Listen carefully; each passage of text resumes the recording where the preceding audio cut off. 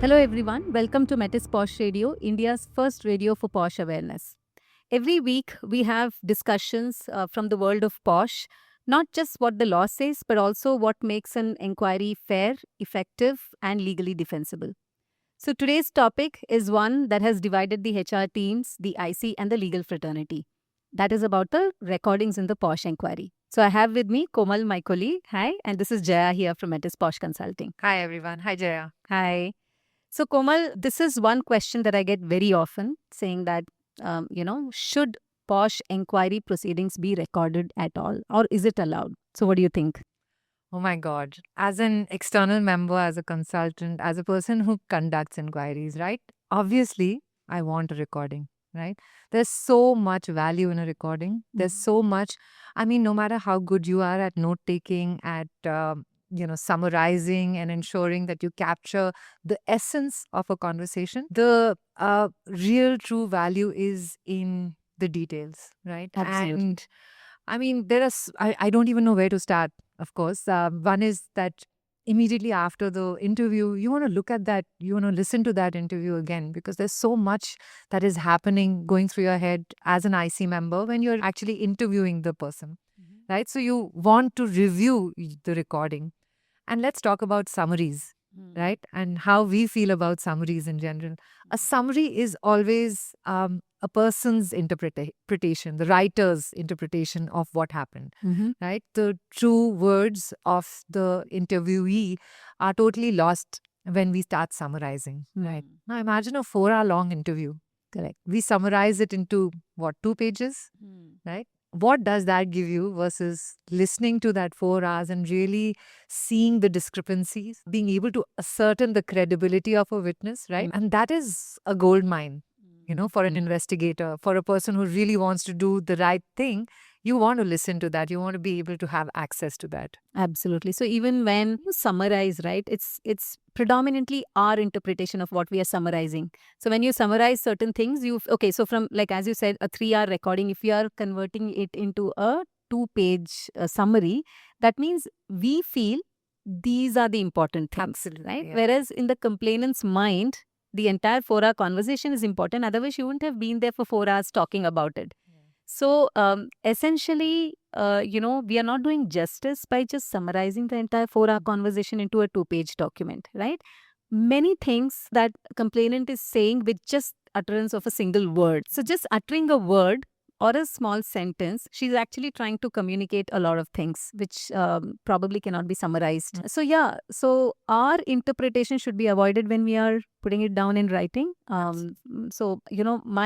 biggest take on that is be very truthful to the fact of what she has conveyed to the internal committee and not summarize what you feel is important and just put down those things which you feel is just important for the inquiry. See, we have so many instances where one of the parties will come back and say, this is not what I said, but this is what I said, right? And now he said, she said on no recording can go on forever, right? So you want to be able to go back and check, okay, sure, we made a mistake if we made a mistake, but if we didn't, you want to be able to say that, hey, this is the recording, we found it, you said exactly this.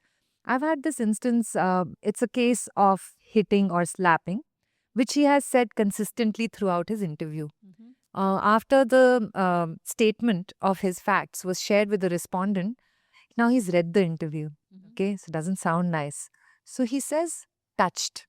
Now he says, I didn't say this, I said touched. So across the document, please change it to touched, right? Now, when that is not the case, if we didn't have a recording, it could have been an argument we could have had with him, but nothing more than that, right? Because, we didn't have a recording. So in this case, we could very clearly tell him that, this is what is as per the recording, so we can't change the statement. You want to make additional representations? Go ahead. That's your right. So you can share it as an email separately, but we will not change your original statement itself because it's convenient for you. There was one instance where the respondent later claimed that the internal committee coerced him into saying something and accepting something that he didn't want to. And the very reason why an external member is there is to ensure that these coercions are not happening. I mean, that's one of our main roles, right, as an IC member. So I was left wondering, where did this happen? I mean, this is such a false accusation on the internal committee, and poor guys have been spending so many hours on the neutral process. And here is a respondent who claims that he was, coerced into accepting something that he didn't want to. And so recording was super useful in letting him know that, when we asked him, can you tell us where exactly did you feel that the IC coerced? No, throughout the inquiry, it was coercing. In the second inquiry, when I gave the statement, they forced me into saying something like this.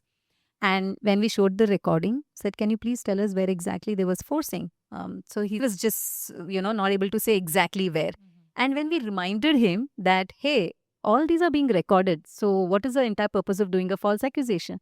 So then he recollected, he said, when I say coercion, it's like the feeling that I was getting. So now from coercion in terms of words, it got changed to coercion in terms of I felt I was being, coerced. So we said, so recording was very useful, Yeah. to defend the IC member. So like this, we've had, complainants coming back and telling later. So when we give the statement copy to them, right? So we've had them coming back and saying that I never meant this, I never used these words. I don't remember using these words, right? So we said, why would this sentence be put in this context in the statement copy if you hadn't said this? I mean, it's not that we can imagine something and write, right? So, she kept arguing, saying that, hey, no, I remember very clearly, this is not something that I said. So we had to just go back to the recording, take that bit of recording, play it back to her in the meeting that we had and said that this is what you said. And then she's like, oh, I forgot about this, right? So recordings are very useful. Yeah, it captures how you store it and all is a different thing that we will talk about. But, it is super useful for us, right? Yeah. Can you think about any other Oh, wow. So we had this, we share the preliminary inquiry report, right? So we had this respondent who obviously has figured when we shared the preliminary report with him that we have found the allegations to be proven. So he's immediately come back and said, the IC never ever considered a witness from my side. A single witness that was mentioned by me was not interviewed by the IC. They also, I was not informed that I could cross examine witnesses as well as the complainant, right? So now, obviously, it's my job as an external member at the beginning of the inquiry to explain their rights to them. So fortunately for me, I did have, after a little bit of sweating, I found my recording and informed him that you're free to come on such and such date between such and such time and view the recording where we have clearly informed you of your rights to do all of this. No, yeah, Right? even I've had that experience, where, the person came back saying that I was never told about my right for interim relief. Whereas when we asked her initially, so usually in every first meeting, those are the rights that we specifically call out and say, right? And she said that she doesn't need anything, right, at this point in time. And later, she comes back saying that, I was not supported during the, inquiry proceedings. So we said, you have signed a statement copy as well. There is recording where we have explained the rights to you. So first she said, statement copy, maybe I have not read through it, very clearly. So I may have signed it, but I was not told about any support mechanism. I did ask for it. And then later when we had the recording, when we played it out to her, it's the same thing that, hey, I forgot about it. Oh, you have said I forgot about it.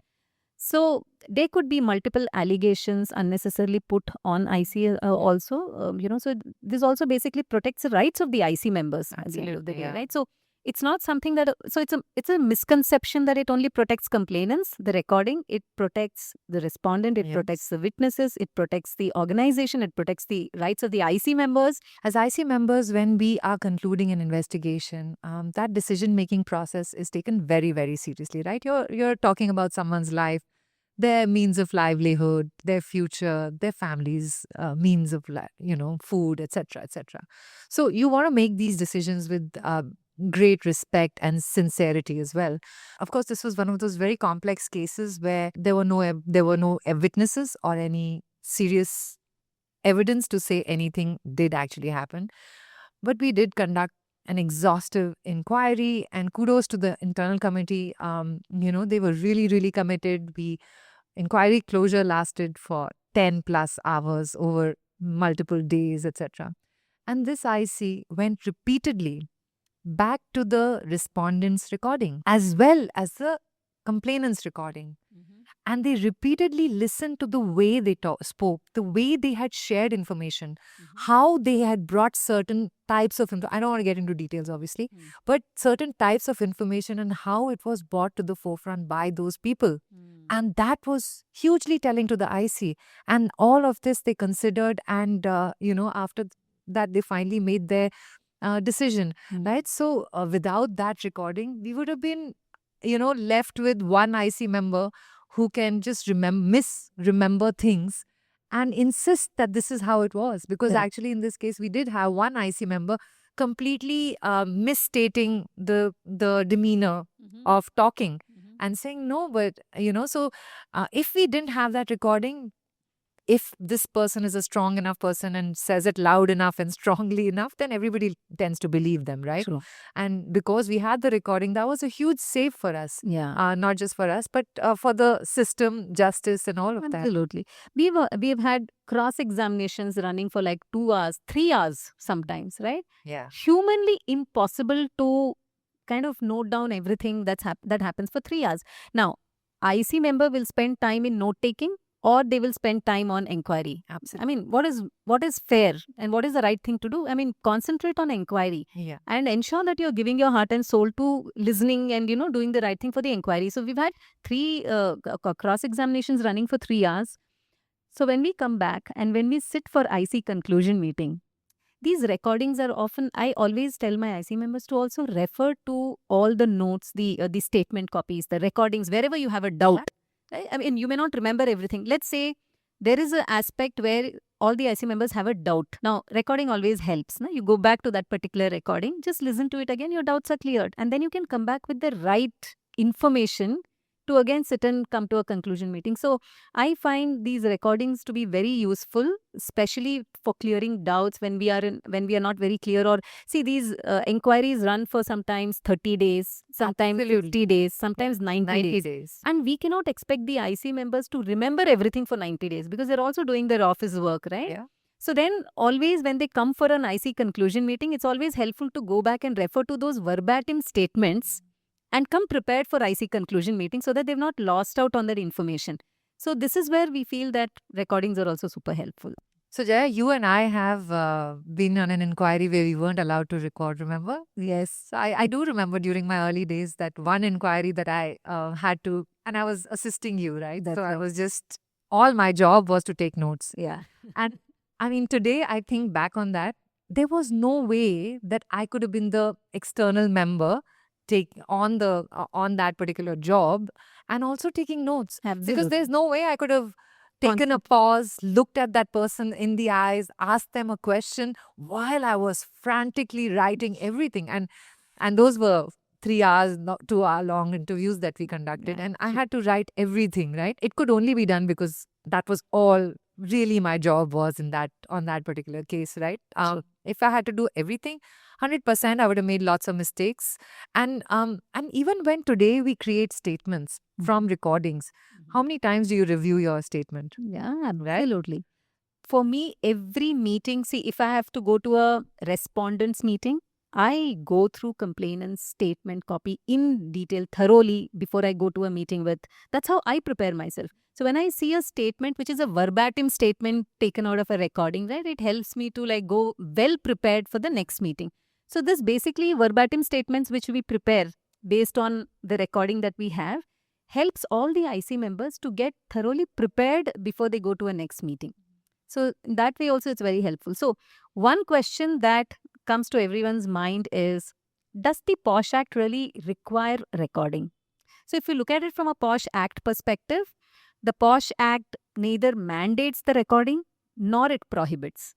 But so it doesn't say anything, right? So then what do? Do the right thing. Absolutely. Whatever we do, we should do it for the right reasons, right?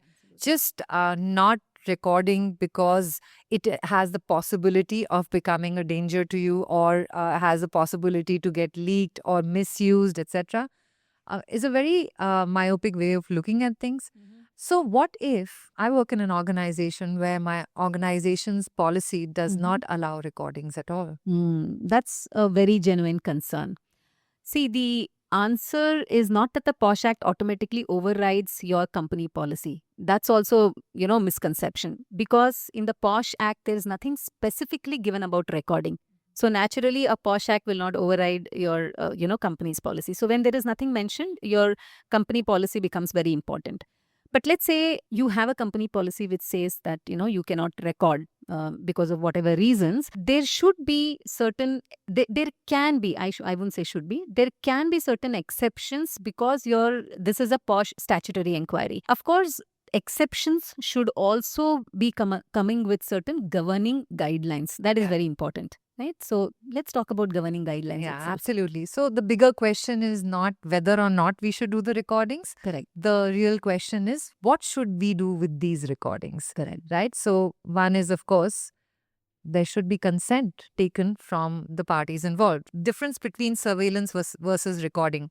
Surveillance is when I don't know and it's already happening. So just quietly turning on the record button, that's obviously not okay. So take permission, explain the procedures to the person in front of you. Make sure they understand why this recording is essential, right? It is to protect them as much as anybody else, right? Because whether or not you said that or is only possible to prove with this recording, right? So make sure you have consent. Yeah. It shouldn't be surveillance where I don't even know that I'm being recorded or it's like without my permission. It is with full knowledge that this is to support you. Yeah. So one is consent. The other one is it should have a legitimate purpose. Like as you said, what are you using this recording for?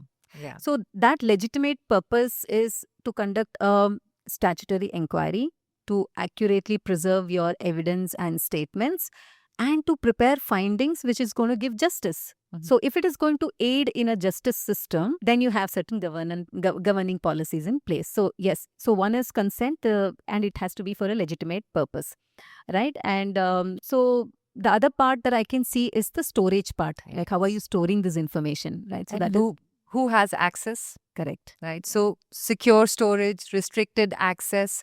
What is the expiry of this recording? Absolutely. Right? Like retention period. Yes. So being very, very clear that beyond a certain point, you delete the recordings, right? And what is that point?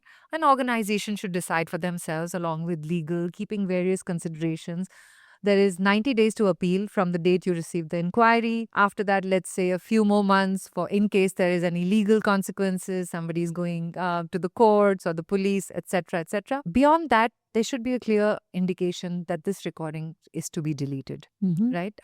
Because the last thing you want is to accumulate more and more sensitive data, which in the wrong hands can be misused. If the company has is using an AI during this inquiry, right? Is it, that's also one of the potential risky areas.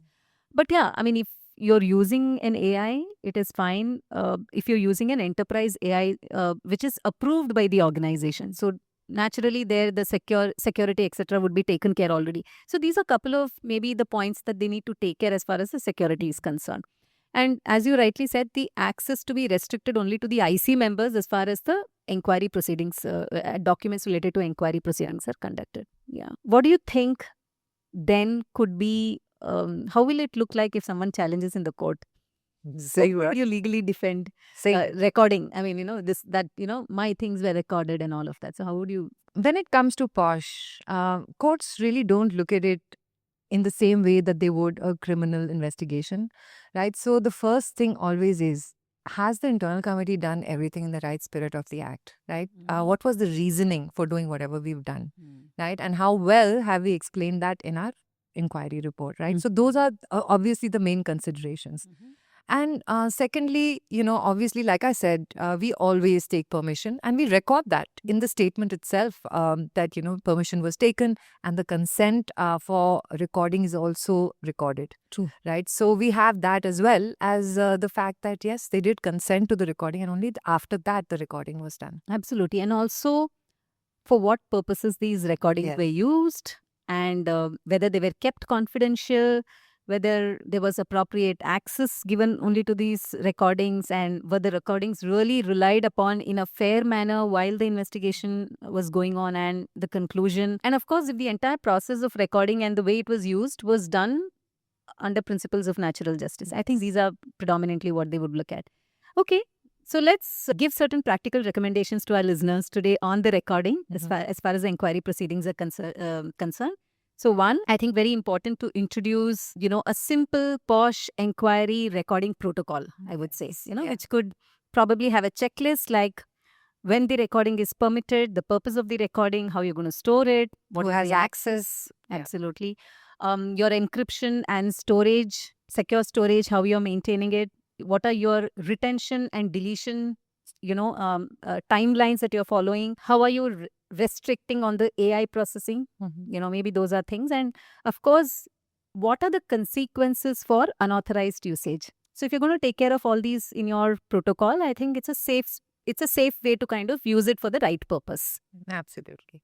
Okay. So thank you so much, Komal, for your valuable time. Today's discussion has made one thing very clear. The real question is not about whether you can record in a posh inquiry or not. The real question is whether the process that we have designed for the inquiry proceedings, does that really help the internal committee arrive at the truth while protecting everyone's rights? I think that's something that, we should be looking at. Yeah. I mean, after all, the objective of every inquiry is not to simply gather evidence, make recordings, etc. It is, in the end, to arrive at findings that are fair, reliable, and legally defensible, as well as capable of withstanding an inquiry, right? Absolutely.